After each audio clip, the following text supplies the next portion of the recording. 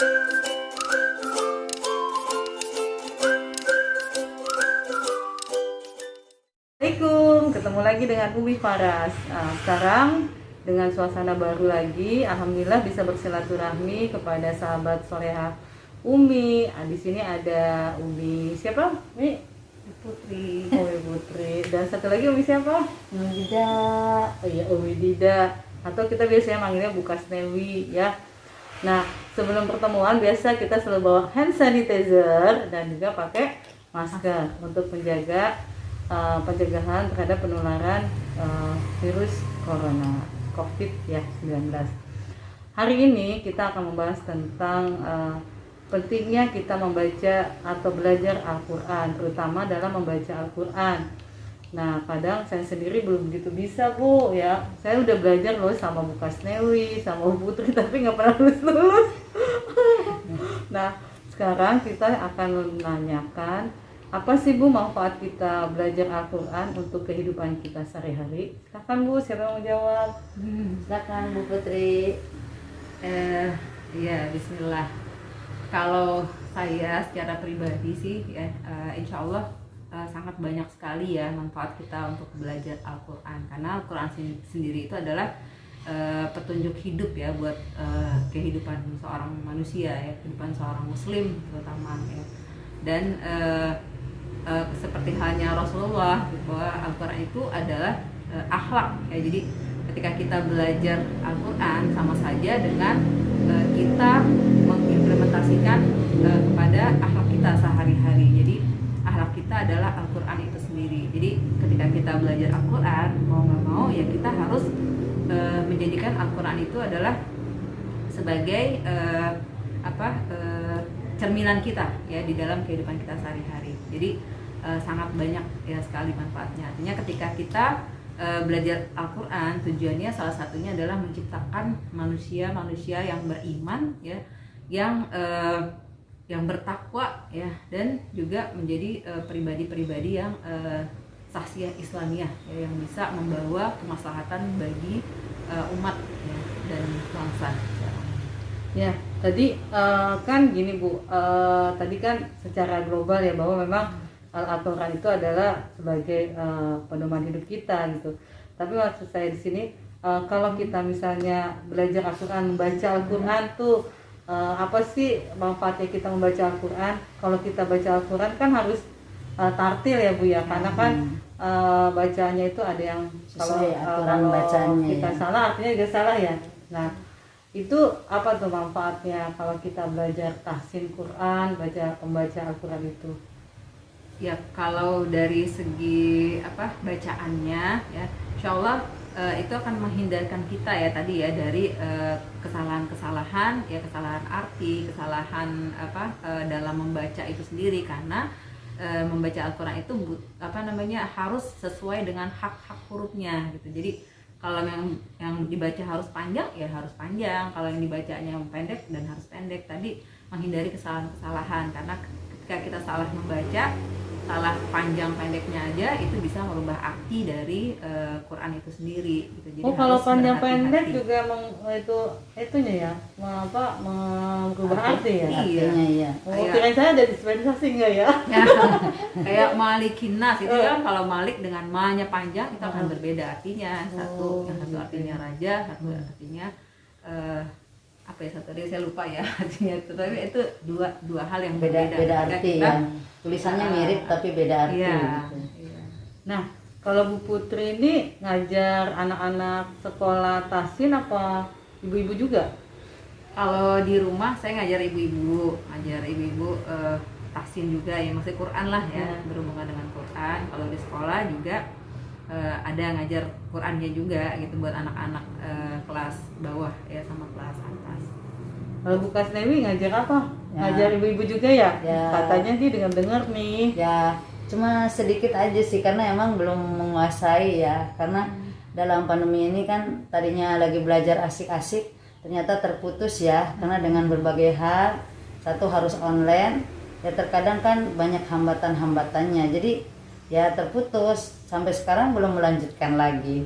Ya paling kalau memberikan ngajar ibu-ibu yang kita tahu aja, yang sekiranya kita juga bisa mempraktekkan walaupun hanya mungkin satu huruf, tapi kita dengan niat yang ikhlas mau belajar dan memberikan ilmu apa yang kita punya, kita berikan sama orang lain. Mudah-mudahan dengan demikian bisa bisa menjadikan pahala jariah ya, apabila itu dipergunakan sama orang tersebut ya. Ya belajarnya ya semampunya dulu aja, karena kan masih situasinya pandemi ini masih serba terbatasi ya, dengan segala sesuatu hal belum bebas kita bergerak. Jadi tetap aja kita juga ingin melanjutkan lagi untuk memperbaiki setiap kekurangan yang belum kita pahami. Nah, kalau misalnya lebih senang ngajarin ibu-ibu apa lebih senang ngajarin anak-anak nih? Lebih gampang mana nih kalau misalnya belajar Quran? Kalau saya seneng anak-anak ya, artinya kalau anak-anak itu ya walaupun dengan segala macam pola mereka gitu kan, ketika mereka baca mereka salah gitu kan, mereka seneng aja gitu, jadi nggak bisa marah gitu. Artinya kalau misalkan habis kita anak-anak jangan gini, terus ntar mereka berbuat ini, terus udah menyenangkan lagi gitu. Jadi kayaknya enjoy aja gitu kalau sama anak-anak. Gitu. Kalau sama ibu-ibu kita masih sabar juga, karena kan mereka juga dari segi usia kan harus ini ya, banyak yang lupa gitu kan ya, banyak yang itu lupa. lebih sensitif. Jadi itu harus belajar sabar, Ya, jadi menerima. lebih sabar daripada ngajarin anak-anak ya. Kalau anak-anak kan dia cepet ya. Kalau anak-anak marah sebentar udah langsung gabung lagi. Terus iya. kita sebagai hiburan juga ya buat kita, kalau kita ngajarin anak-anak itu banyak keseruannya. Jadi setiap anak begini, oh ini dengan cara seperti ini. Jadi kita mengetahui anak-anak itu bagaimana dia memberikan ngajarin sama dia gitu.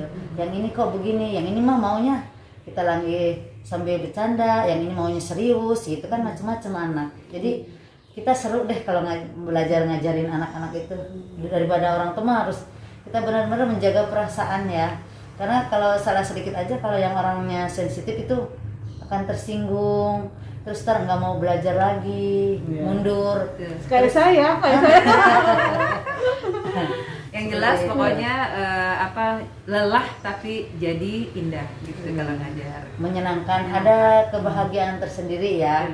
Walaupun kita belum bisa, tapi kan kita mau berusaha yang terbaik sesuai dengan ilmu yang kita punya, dan sesuai juga dengan ibu-ibu yang maunya. Kalau kita memaksakan diri juga, ibu-ibu nggak ada niat, susah juga, nggak bisa jalan.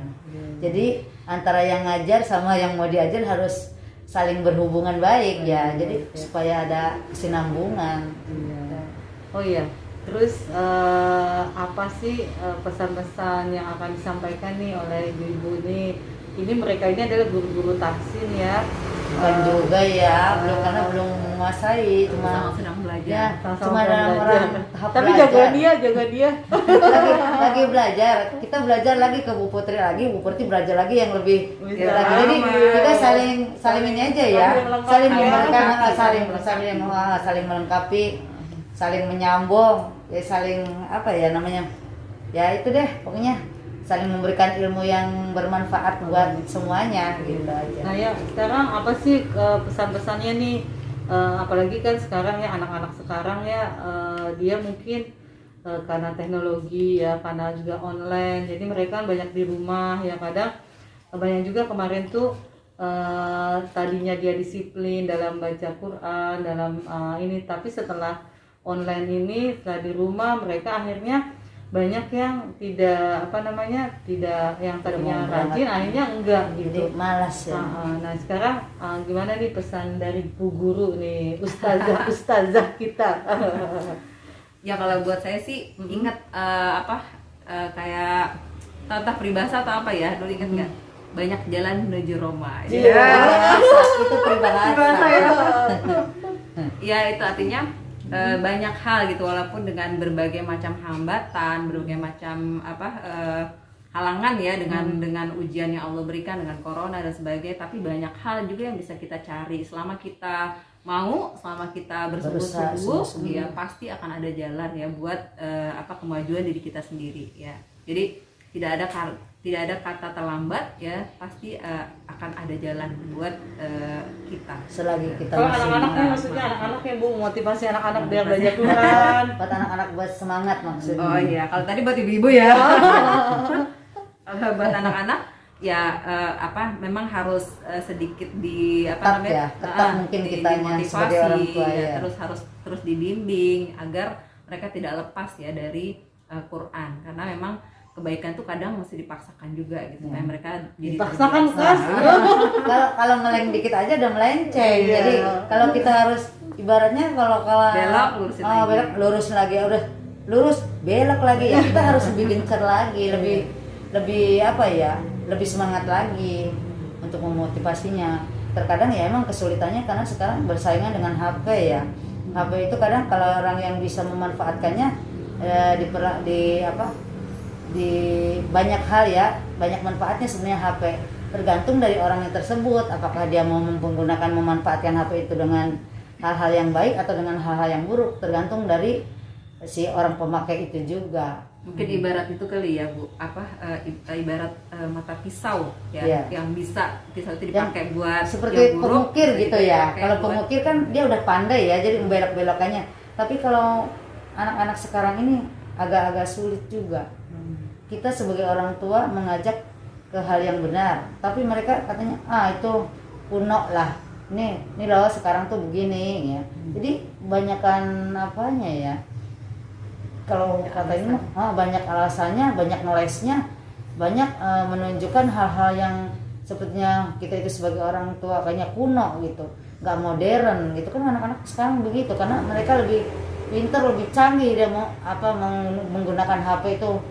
Kalau kita kan sebagai emak-emak mah biasa aja ya, sekedar WA paling kayak gitu ya, balas, nelpon, cuma segitu-gitu aja. Tapi kalau anak sekarang mah udah hebat dah pokoknya mah kalau masalah Ya, kita juga jangan kalah Bu. kita juga harus belajar ya. Iya. Semangat sebagai mama ya, jadi Iya. untuk lebih memberikan semangat terutama pada diri sendiri, karena untuk memberikan contoh pada anak-anak. Apalagi kalau kita emaknya sebagai emaknya malas-malasan masa bodoh sama anak mau gimana kesananya Mantap. ya kan? Yes. Semangat. Ya, baiklah, mungkin kesimpulannya ya, waktu itu juga kita pernah datang ke Bu Wiwi ya, ingat nggak yang kata Mutamimula ya, istrinya Bu Mutamimula, dia juga mengatakan bahwa mereka merasa tenang jika anak-anaknya itu bisa menghafal Quran ya. Betul. Walaupun dia di negeri seberang pun dia merasa aman karena Al-Quran selalu dia hafalkan dan selalu ada dalam hatinya. Nah mungkin anak-anakku sekalian dan ibu-ibu semua, bahwa kita memang harus belajar Quran supaya apa, paling tidak Bisa tadi menjaga. yang menjaga hati kita, dan juga tadi tidak mensalahartikan juga ya bacaannya gitu. Ya mudah-mudahan motivasi ini yang diberikan oleh Bu Ustazah kita ini ya bisa menambah semangat buat ibu-ibu terutama saya untuk lebih banyak belajar. Mungkin itu saja ya Bu ya. Ada pesan terakhir. Apa? Iya, dekatlah bersama Al-Quran, karena siapa yang dekat bersama dengan Al-Quran pasti dia akan mulia, karena dia dekat juga dengan Allah. Amin. Mudah-mudahan kita termasuk orang-orang yang mulia di hadapan Amin. Allah. Amin. Ya, Cukup sekian ya, mudah-mudahan bermanfaat. Assalamualaikum. Waalaikumsalam.